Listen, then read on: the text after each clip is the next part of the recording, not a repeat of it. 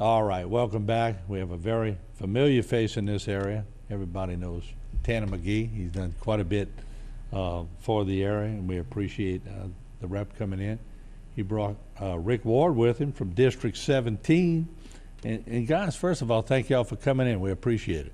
No, thank you for having us. Yeah, happy to be here. Now, I'm used to seeing y'all in suits and ties and all that, but you know what?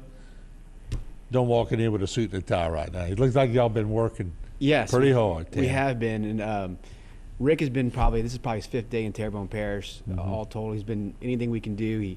He was instrumental in helping us set up the initial show van distribution food site where we gave out gas and fuel. He came in down here and worked. He's been just doing whatever. He's in working clothes. He's not in like the fake politician fishing shirt clothes, you know. He's actually working his butt off. Ricky, what areas do you represent again, just for the people? Yeah, so I represent District 17, which is made up of 9 parishes that goes all the way from St. Helena, East Feliciana, and kind of circles around the outskirts of Baton Rouge all the way down to Lower St. Martin, with everything from Poincupee, Iberville, West Baton Rouge, and Assumption Parish in between, as well as Zachary, part of East Baton Rouge. So a pretty widespread district, thankfully, with the exception of some power outage. My district fared pretty well. We still have some power outage issues, but we're in a good enough place that I've been able to come down here and give some assistance. So I'm thankful for that. Well, that's fantastic that you're doing that. When Tanner told me that, I said, by all means, bring him on. You know, so Tanner, let me ask you. A lot of people tug on you for the regular session, and you've been tremendous in bringing a lot of money this way, but you've had to switch gears now. We're talking about emergency stuff now. You just saw Phyllis Peoples here, and the biggest needs are hospitals, but what are some of the things that people are calling you saying, we have to have this? What are some?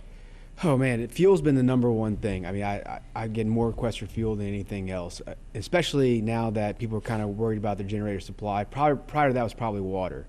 And that's a local constituent basis, just people reaching out to me on social media, my cell phone. The other thing is, and I think this is the part that's probably not being talked about yet, when you step back and you look from the parish side of it, we need temporary housing. I think that's the next step. I'm hearing from a lot of stakeholders, from Luncom, fire departments. My guys need a place to stay. They don't have a house anymore. Their apartment kicked them out. You know, and so we have to find a place to put all these people so that they can work down here. I mean, they can't pick up the trash if they don't have a place to stay. Right. They can't bring water if they don't have a place to stay. Whatever they need to do, they need a place to stay. And I know everybody's getting by for right now, but long term, we're gonna need a place to actually house people for real. You know, I was talking to some tree cutting services yesterday. 2 nice fellas that came all the way from Georgia, and the first thing they told me, they said, yeah, y'all team lost Saturday. I said, yeah, you had to rub it in, huh? He said, but if you were from Alabama, you wouldn't have got past my gate. But I said, well, where are y'all staying? And I got to give a plug. Kathleen Streva and Frank Streva, they're staying with them. So people have opened up their homes, and of course they checked them out and everything. Right. You got to do that. But you're in South Louisiana now, and that's what people do, don't they? Oh, absolutely. I mean, I think that's one of the wonderful things is I don't think you can go to one community down here where you don't find people giving whatever they have. I mean, they may have 4 bottles of water and they're giving 2 of them away. I mean, there's nobody who's not looking out for one another. And I mean, I think I was talking to Jonathan Foray last night, and he said when the storm first hit, he was a little distraught how we're going to rebuild.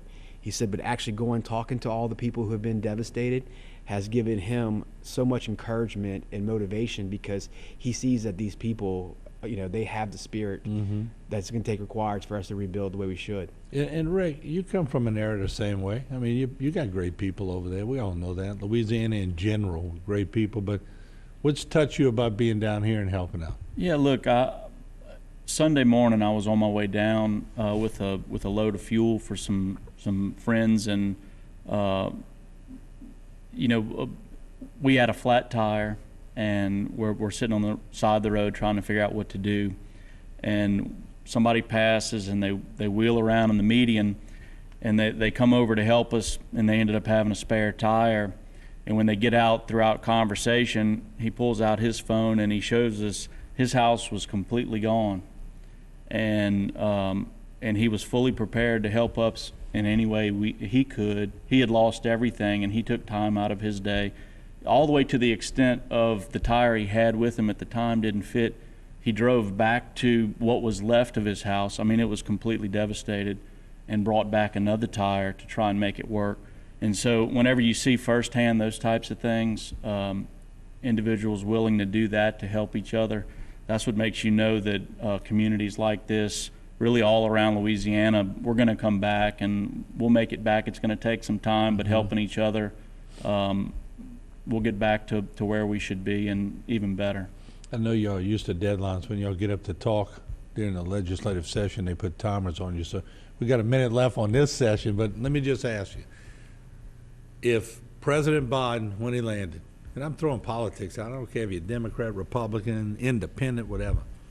If he didn't know where Terrebonne and Lafourche was, he knows now, because 30% of the nation's fuel comes out of this area. So then I know you heard a lot about that, didn't you? Oh, absolutely. I mean, that's kind of the big thing, is getting awareness of what we actually do for the country. I've been interviewed by the New York Times, the Washington Post, and I think ABC News just asked me for the rights to the little video I shot. So I mean, we're getting the word out there nationally, and I think that's kind of a big deal.